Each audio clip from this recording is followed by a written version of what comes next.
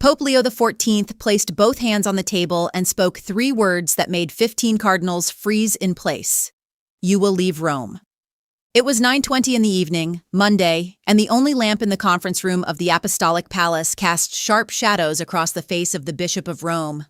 The old cardinal, sitting across the table, didn't answer. He just tightened his fingers on the edge of the wooden armrest and for a moment looked as if he had forgotten how to breathe.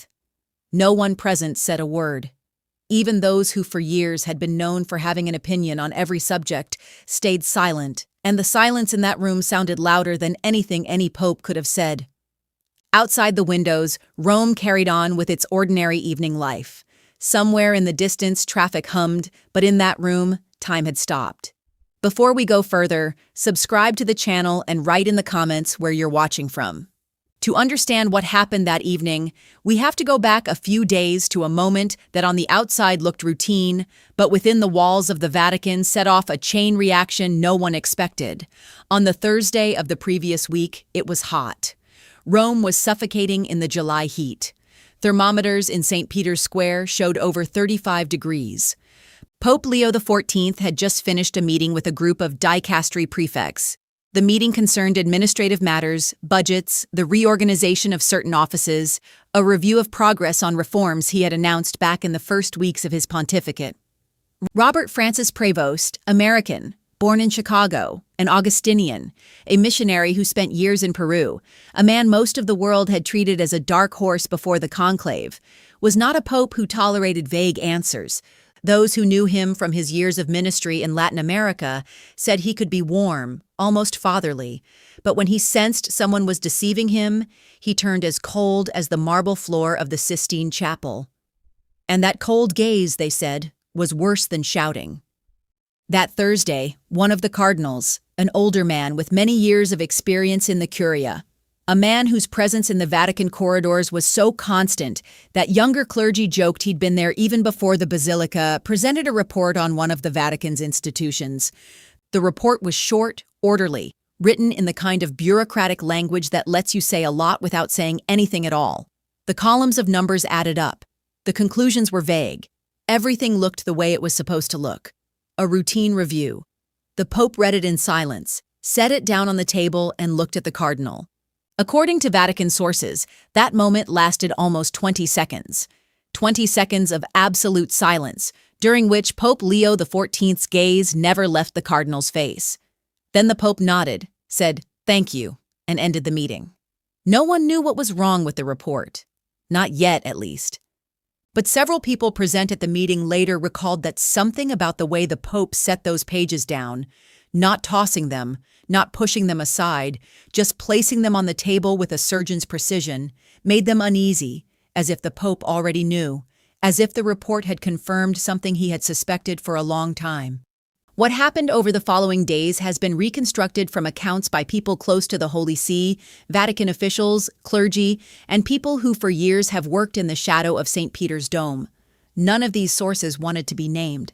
One of them said outright, "What happened will change the way people look at this pope, not because he did something new, but because he did what others didn't have the courage to do." On Friday morning, the Pope requested the full documentation on the institution mentioned in the report. Not a summary, the full file. Financial records from the past 3 years, internal correspondence, board meeting minutes, records of personnel decisions. The list was so detailed that the official responsible for the archives had to open a safe that hadn't been opened in over a year. One of the monsignors from the Secretariat of State, a younger clergyman who for several months had been working close to the papal office, later described the scene this way. Pope Leo XIV sat at his desk with folders spread across the entire surface. Some lay on the floor, arranged in careful stacks. He read slowly, methodically, making handwritten notes in the margins, small, tight handwriting, as if trying to fit as many thoughts as possible into as little space as possible. He didn't ask anyone's opinion, didn't call any advisors, he simply read. This went on all Friday and part of Saturday. The Monsignor who brought him coffee, the Pope drank it black, no sugar, a habit from his years in Peru, said that every time he came back, the Pope was sitting in exactly the same position, as if he hadn't moved, as if the world around him had ceased to exist. and the only thing that mattered was those documents. On Saturday evening, according to these accounts, the Pope requested a meeting with a certain archbishop who for years had held an oversight role over the Holy See's financial institutions. The meeting took place in the papal private apartments, in a room rarely used for official conversations, small, paneled in dark wood with a single window looking onto an inner courtyard. A simple wooden cross, unadorned, hung on the wall. The Pope chose that place deliberately. He didn't want an office with a desk that places one person above another. He wanted a room where two people sit across from each other and speak the truth. What the Pope showed, the Archbishop made him, according to one account, step back from the desk. Literally, physically step back. Not because the numbers were staggering, but because the pattern that emerged from them was unmistakable. The documentation revealed a pattern, not a one-time error, not an oversight, not a difference of interpretation, a pattern. For over 2 years, certain decisions about financial resources had been made in a way that bypassed standard Vatican procedures. The amounts weren't astronomical, but the mechanism itself, the way they were concealed, approved by one and the same person without countersignature, no trace in the official minutes, suggested something beyond ordinary negligence. It suggested intent, and all of it had taken place under the oversight of one man, the same Cardinal who on Thursday had presented a report that looked routine. After reviewing the materials, the Archbishop asked the Pope what he intended to do. Pope Leo XIV's answer was short: "What I should." Vatican sources report that on Sunday morning, the Pope celebrated Mass in his private chapel as he did every day. There were 2 altar servers. A nun who serves as housekeeper was also present. Neither of them noticed anything unusual. The Pope conducted the liturgy as always, focused, quiet, unhurried. But after Mass, instead of going to the dining room for breakfast, the Pope returned to his office. He called 3 people. The calls together lasted less than 15 minutes. None of those 3 revealed the content of the calls, but one close source later said, "The Pope wasn't asking for agreement. He was informing them." On Monday, the same day whose evening opens this story, Pope Leo XIV gave an order that, according to people close to him, was unprecedented in the recent history of the Holy See. It wasn't a decree, it wasn't an official document with a seal, it was something much simpler and, at the same time, much harsher. A verbal order relayed through the Secretariat of State that Cardinal was to appear in the conference room of the Apostolic Palace at 8 p.m., not 9, not 8:30, 8 o'clock, sharp. The Cardinal arrived at 7:58. This was observed by the Apostolic Palace security. 2 Swiss guards logged the time of entry, as protocol requires. One of them, young, in the guard for less than 2 years, later told acquaintances that the Cardinal walked down the corridor more slowly than usual, as if every step cost him effort. When the Cardinal entered the room, he found he was not alone with the Pope. There were 15 cardinals, senior members of the Curia, prefects of key dicasteries, people who made up the informal circle of the Bishop of Rome's closest collaborators. They sat on both sides of the long table in silence, their faces expressionless. No one looked at him. No one stood to greet him. The only empty chair stood at the end of the table, facing the Pope. And then it happened. But what exactly did the Pope say? Did he simply tell him to leave? No. It was far more complicated and far more painful. Pope Leo XIV began by reading aloud, clearly, without rushing, passages from the documentation he had studied over the previous 3 days. He didn't read everything.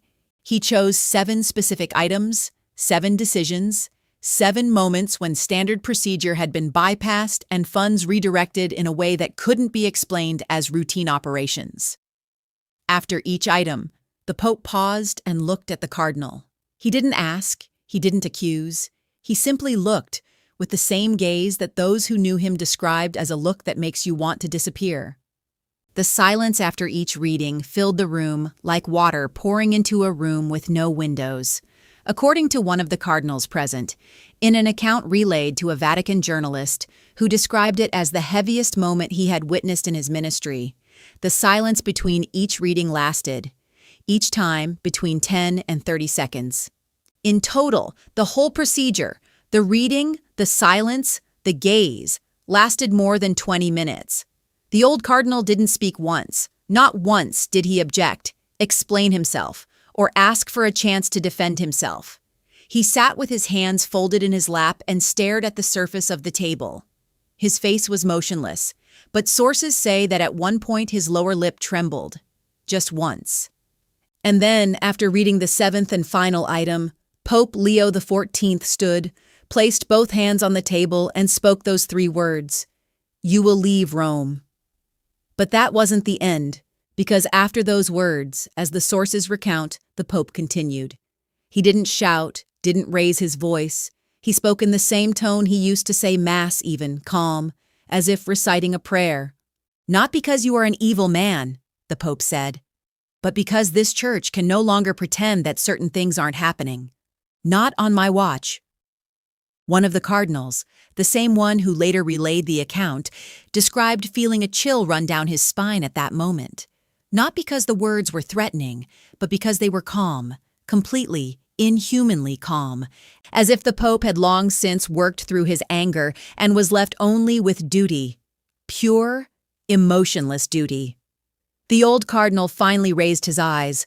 For a moment he looked at the Pope, and according to one account it seemed as though he wanted to say something, but then decided it wasn't worth it. As if in a split second he had run through every argument he could raise and concluded that none of them would be enough. He nodded once, slowly, and stood. When he left the room, no one said goodbye, no one shook his hand, no one said goodnight. The 15 cardinals sat in silence, their eyes following the back of the man who had just lost everything he had worked for over 40 years. His footsteps on the marble floor sounded like a countdown, each one closer to the door, closer to the end. The door closed quietly, too quietly for the weight of what had just happened. The Pope stood still for a moment, then sat down, adjusted his glasses, the same inexpensive glasses he'd worn even before becoming Pope, and said to those gathered, "Does anyone have questions?" No one did. The silence lasted so long that one of the younger cardinals reflexively reached for a glass of water, just to have something to do with his hands. Over the following hours, that same night, the news began circulating through the Vatican at a speed that not even the thickest walls of the Apostolic Palace could stop. Clergy whispered about it in the corridors of the Domus Santa Marta. The nuns preparing the morning chapel overheard fragments of conversation. The Swiss guards, usually disciplined into silence, exchanged glances that said more than words. By midnight, almost everyone who lived and worked within the Vatican walls knew, and those who didn't know yet would know by morning. One of the Curia's bishops, a senior clergyman who for years had held administrative roles in one of the dicasteries, later said in conversation with a trusted journalist, "This isn't a question of what this pope did. It's a question of what he didn't do. He didn't convene a commission, didn't ask for a legal opinion, didn't consult anyone publicly. He simply made a decision and carried it out. This is a new style." And the word people in the Curia kept repeating was afraid. On Tuesday morning, the following day, the cardinal did not appear at his usual Mass in the minor basilica he had attended for years. The faithful who came to that Mass every morning looked around uneasily. The priest who replaced him offered no explanation. The cardinal's apartment in one of the Vatican buildings was empty. His personal secretary, a young priest who had worked at his side for years, who had organized his correspondence, his calendar, his whole life, was informed that morning that he should arrange to hand over the documentation to a new superior. A new superior, not a temporary one, a new one. No official statement, no press release, nothing at all from the Holy See's press office. For the outside world, for the media, for the faithful, for hundreds of millions of Catholics on every continent, that cardinal simply vanished from the Vatican. And that was precisely what was most unsettling, because when the Vatican issues an official statement, it means the matter is under control. When it issues none at all, it means the matter is so serious that even officially acknowledging it would be too costly. On Wednesday, 2 days after that evening, an Italian journalist specializing in Vatican affairs published a short item in one of the Rome dailies. The item was cautious, full of conditional phrasing and qualifications, but its meaning was clear. A high-ranking cardinal of the Roman Curia had left Rome under circumstances that had not been officially explained, and the decision behind his departure had been made at the highest level. The press office's response: silence. Absolute silence. And it was that silence, not the act of exile itself, but the silence that followed it, that became the talk of Vatican circles around the world. From Washington to Manila, from Buenos Aires to Krakow, clergy asked each other what had happened, and everyone who knew answered the same way. I can't say. No, I don't know. I can't say. A retired archbishop from South America, a close friend of the Pope from his mission years in Peru, a man who knew Robert Prevost before nearly anyone else did, commented on the situation in a private conversation, a fragment of which made its way into the media. Robert, because that's still what I call him, even if the whole world says Holy Father, was never a man who looked for confrontation. But once he becomes convinced that someone has betrayed a trust, he doesn't give second chances. Not because he's harsh, but because he believes that in situations like this, a second chance is permission for it to happen again. That sentence, a second chance is permission, spread through the Curia over the following days like a shockwave, because the implication was clear. If Pope Leo XIV could exile a cardinal with 40 years of standing, a man who knew the corridors of the Vatican better than his own home, who had lived through the pontificates of John Paul II, Benedict, and Francis, then what would stop him from doing it again, and who would be next? Sources close to the Curia say that in the days following the cardinal's exile, the atmosphere in the Vatican changed in an almost physical way. People spoke more quietly. Meetings that used to run an hour ended in 30 minutes. Reports that used to be written in vague generalities suddenly became precise, with concrete figures, dates, signatures. No one wanted to be the next whose report the Pope set down on the table with surgical precision. One of the younger monsignors from the Secretariat of State said in conversation, "It's like someone flipped on the light in a room that had been dark for years, and suddenly everyone saw the room was dirty, and suddenly everyone started cleaning. But not everyone in the Curia welcomed it." On Thursday, 4 days after the event, a cardinal, senior in both age and standing, one of those whose voice carried weight in the Curia regardless of his official title, requested a private audience with the Pope. According to accounts, the conversation lasted less than 20 minutes. The cardinal expressed, with respect and concern, as he later put it himself, unease about the methods the Pope had used. He argued that the process required a formal investigation, that the cardinal had a right to defend himself, that the Church's centuries-old tradition protects the dignity even of those who have erred, that canon law exists not to protect the guilty, but to protect justice. Pope Leo XIV listened to him in silence. He didn't interrupt, didn't gesture. He sat still, hands folded in his lap, and listened, just as attentively as he had read the documentation days before. When the cardinal finished, the Pope, as sources report, said one sentence: "This Church's dignity does not lie in protecting those who wound it." The cardinal left the audience without further comment. According to one Vatican journalist who ran into him in the corridor, he looked like a man who had just understood that the world he knew was over. And the Pope? What was the Pope doing in those days, while the Curia whispered and the media speculated? According to people in his closest circle, a small group of nuns and clergy who care for the Domus Santa Marta residents, Pope Leo XIV behaved almost normally.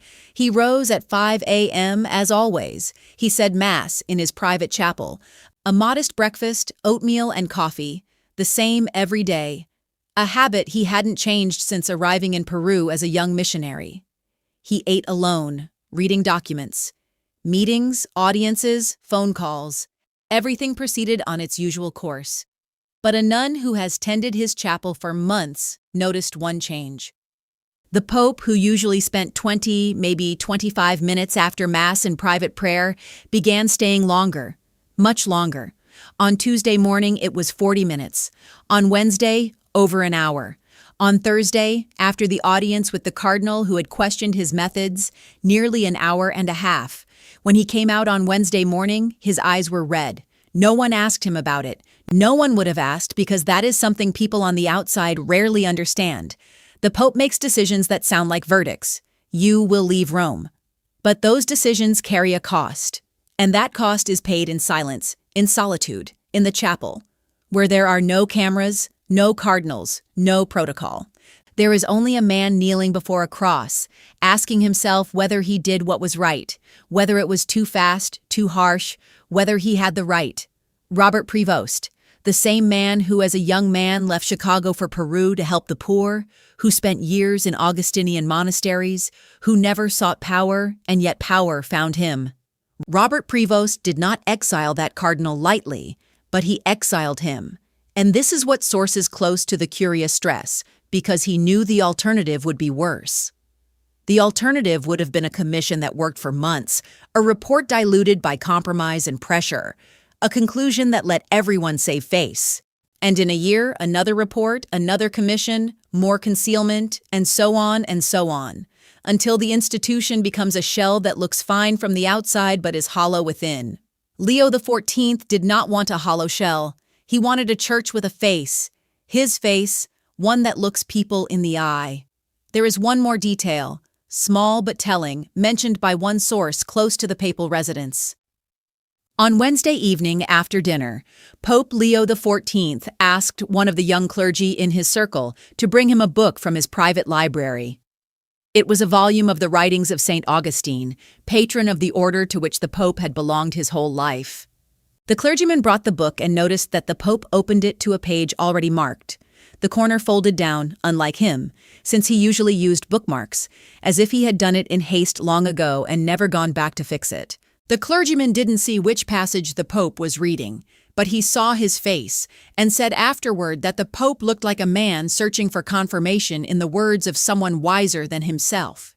Even a Pope, perhaps especially a Pope, sometimes needs a voice to tell him he is not alone in his convictions. On Friday, 5 days after the exile, a Vatican theologian known for his moderate views commented on the situation in conversation with a European religious outlet. His words were cautious but pointed. Every pope defines his pontificate through the moment he first says no to someone more powerful than himself. Francis had his no, we remember it. John Paul II had his no. Leo XIV has just said his, and he said it louder than anyone expected. Meanwhile, what became of that cardinal? It was a question asked in the Curia more often than anyone would admit, because that cardinal, whatever he had done, was a man many had known for decades. Shared dinners, shared retreats, shared vacations at Castel Gandolfo under previous pontificates. For many clergy in the Vatican, this cardinal wasn't an abstract figure in a report. He was a colleague. He was a friend.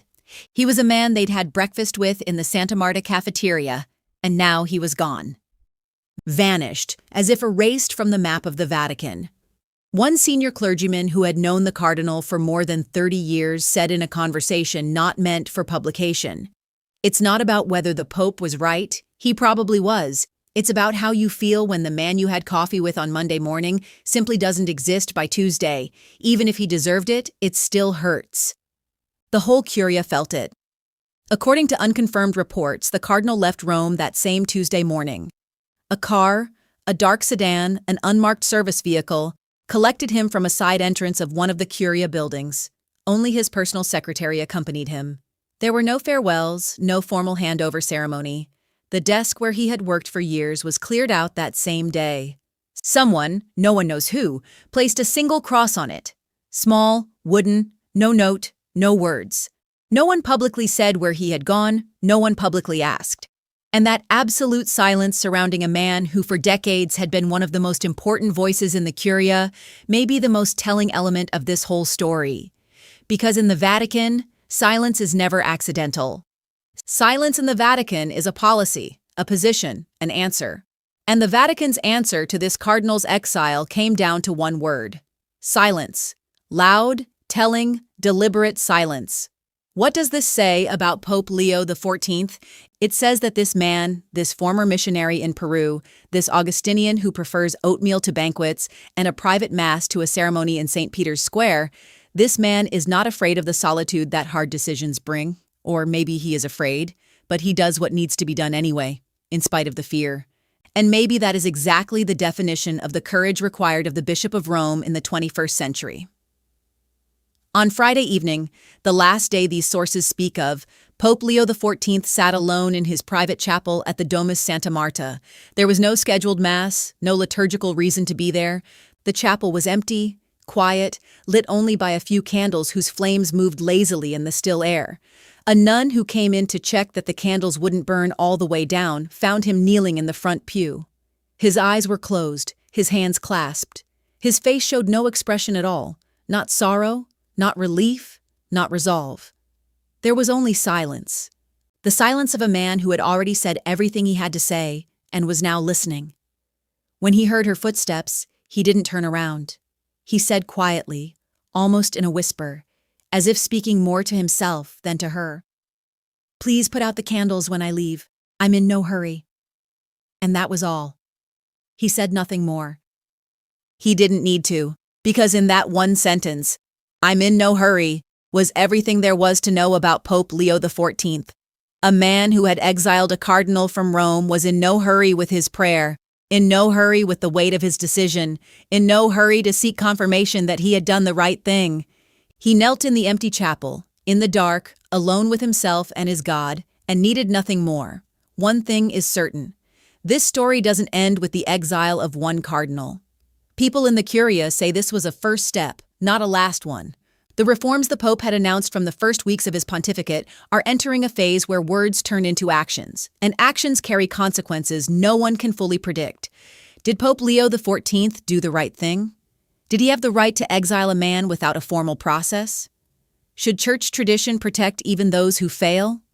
Write in the comments what you think, because this discussion is only just beginning, and the coming weeks will show whether what happened that Monday evening in the Apostolic Palace was the start of a new chapter or the closing of an old one.